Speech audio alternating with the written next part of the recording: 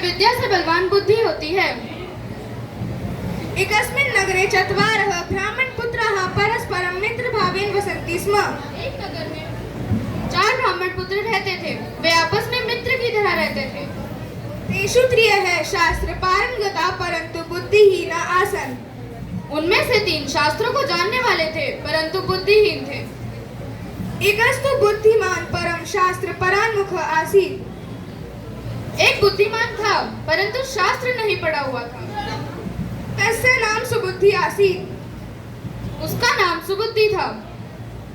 विद्याधने तस्य रुचि न आसीत्। पढ़ाई में उसका मन नहीं लगता था। अत कदाचित् मित्रतं को गुणो विद्यायाय यदि देशान्तरं गत्वा धनोपार्जनो वरना तुम दूसरे देश जाकर धन नहीं कमाओगे। ततः ते पूर्व देशं प्रति प्राचलन। ऐसा कहकर वह पूर्व दिशा की ओर चल पड़े। तथा अनुष्ठिते तः मार्गे अटव्यां कानिचित् अस्थिनि अपश्यन्। तब आगे चलते हुए मार्ग में कहीं कुछ हड्डियां पड़ी हुई दिखाई दी। ततः सर्वम् उक्तम्। तब सबने कहा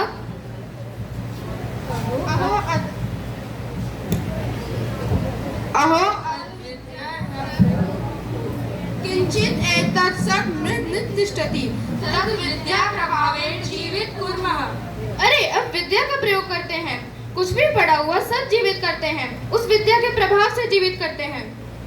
अहम् अस्थि संचयं करोमि। मैं अस्थि समूह करूंगा।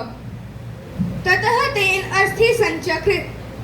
तब उसके द्वारा अस्थि समूह किया गया। द्वितीयेन चर्मासुरुधिरं संयोजितम्। दूसरे के द्वारा चमड़ा, मांस और रक्त जोड़ा गया। तृतीय अपि यावत् जीवनं संचारयति तावत् सुबुद्धिना निषिद्ध। तब तीसरे ब्राह्मण के द्वारा जैसे ही जीवन डाला जा रहा था वैसे ही सुबुद्धि ने मना किया।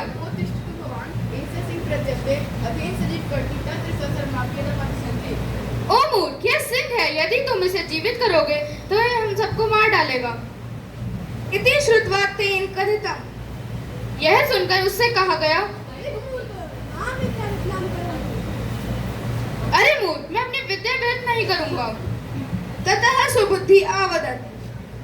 तब सुबुद्धि बोला, अच्छा थोड़ी देर ठहरो जब तक मैं वृक्ष पर चढ़ जाऊं। इति कथित्वा सः वृक्षम् आरोहत्। ऐसा कहकर वह वृक्ष पर चढ़ गया। तदा तृतीयेन ब्राह्मणेन यावत् तस्मिन् प्राणः संचारितः तावत् तेन जीवितेन सिंहेन त्रयो अपि व्यापतिताः। तब तीसरे ब्राह्मण के द्वारा जैसे ही जीवन डाला गया वैसे ही उस जीवित सिंह ने उन तीनों को मार डाला।